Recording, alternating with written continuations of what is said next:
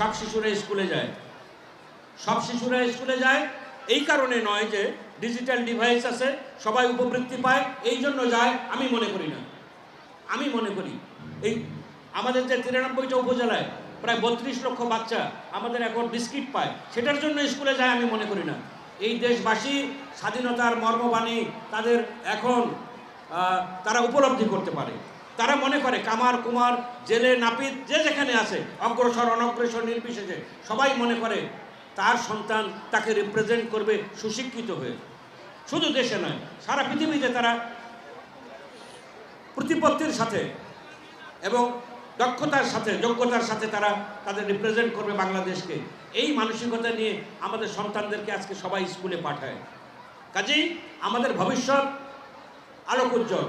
আমি মনে করি আলোক উজ্জ্বল এক পৃথিবীর বাসিন্দা হব আমরা। এই প্রত্যয় নিয়ে এদেশের মানুষ এখন তার সন্তানদেরকে স্কুলে কলেজে পাঠায় এবং তাদেরকে সুশিক্ষিত করতে চায়।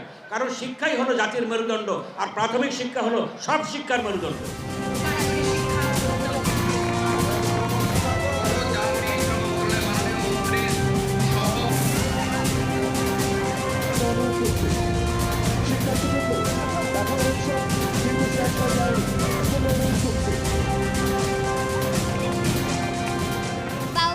বাবা মা খুশি হয়, আমিও আমার কাছেও নিজেকে ভালো লাগে যে আমার বাবা মা খুশি হয়েছে। বাসায় নিয়ে গিয়ে দেখাবো, বান্ধবীদের দেখাবো, আমি পড়বো, নিজে গন্ধ শিখবো, মলট করবো, নাম লিখবো, অনেক কিছুই করবো।